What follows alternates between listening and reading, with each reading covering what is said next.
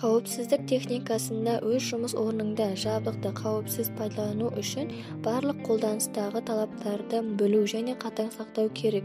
Осы сақтаудың арқасында біз өзіміздің және қасымыздағы басқа да жұмыскерлердің қауіпсіздігін қамтамасыз ете аламыз.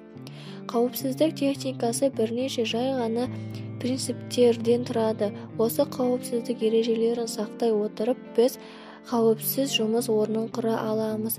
Қауіпсіздік техникасын негізінен бастаймыз. Ол біріншіден кәсіпорында қабылданған арнайы киімді киіп жүру, жеке қорғаныс құралдарын пайдалану және де жұмыс аймағында соған сәйкес киімдер болу керек. Әр жұмысшы жақсы қорғаныстағы аяқ киімді киюі керек. Жұмыста әр кезде өзіміздің бас киімнің, касканың бүтіндігін тексеру керек.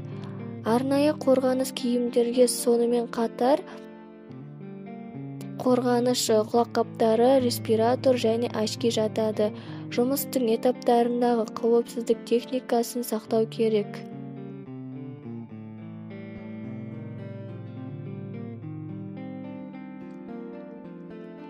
Электрлі ток көздерімен жұмыс істегенде удлинитель егерде жөнделген болатын болса немесе зақымдалған болса, оны қолдануға тыйым салынады. Бұл жақта өнеркәсіптік удлинительдерді қолдануға рұқсат етіледі. Электрлік инструменттердің әрдайым бүтіндігін зақымданбағанын тексеріп отыру қажет.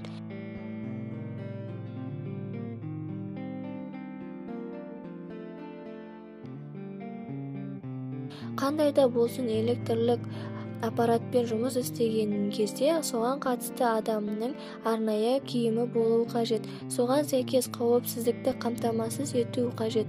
Көзге майда микроэлементтердің түсіп кетпеуі үшін арнайы көзілдірік тағу керек.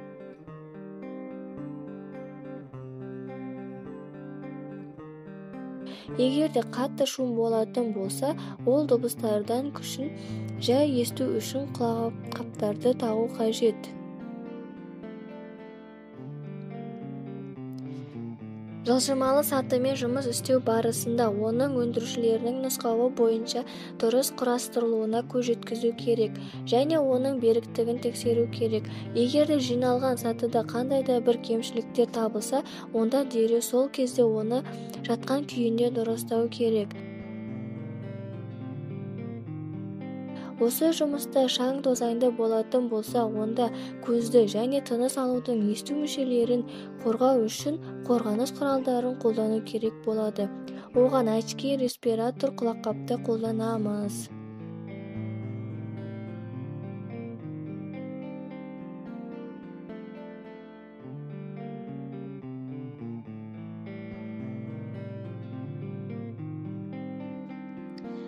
Жұмыс орнындағы жалпы реттілік және тазалық бұл қауіпсіздік техникасының бірден-бір көрсеткіші. Жабық бөлмеде жинастыру жұмыстарын өткізу кезінде міндетті түрде респиратор және көзілдірік тағу керек. Жабық аймақты жинастыру кезінде міндетті түрде көру жүйесін және тыныс алу жүйесін қорғайтын жабдықтарды қолдану керек. Егерде қандай да бір зат өз орнында тұрмайтын болса, онда мысалға кішкентай ғана заттың өзі ол үлкен жарақаттарды алып келуі мүмкін. Сондықтан да әр жұмыс біткеннен кейін қолданылған инструменттерді әр жұмысшы әрдайым өз орнына қойып отыруы қажет. Жұмыс орнындағы кішкентай ойықтарды фанерамен жауып қоюға болады. Бұл жаңағы жұмыскерлердің қауіпсіздігі үшін, құлап кетудің алдын алу үшін. Ал егерде ойықтар үлкен болса, онда оған қоршаулар қою қажет. Және ол қоршауда көрінетін белгі болуы керек. Осы белгіні көру арқылы барлық жұмыскерлер бірден белгіге қарап бұның ойық екенін түсінеді.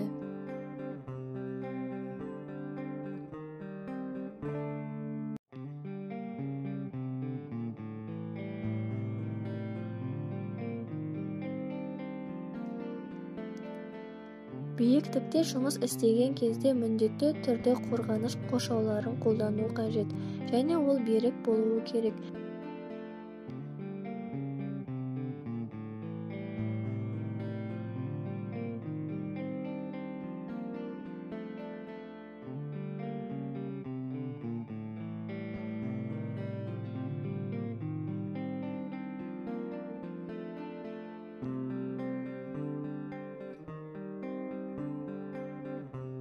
Егерде қандайда бір ақаулар болса, сол кезде дереу оны жөндеу керек. Бұл арқылы сен жаныңдағы жұмыскерлердің қауіпсіздігін сақтай аласың. Кішігірім қателіктерден үлкен қауіптер болуы мүмкін. Биіктікте жұмыс істеу барысында арнайы белгі-белгіктерді тақпай жұмыс істеген болса, жұмысшы құлап түсіп, жарақат алуы мүмкін.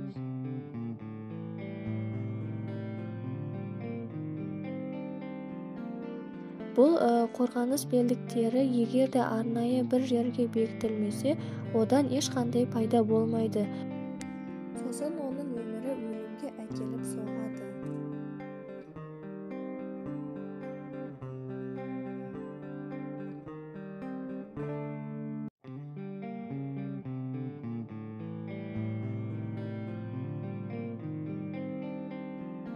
Сондықтан да белбеу белдіктерді тағу барысында оны бекітіп қою керек.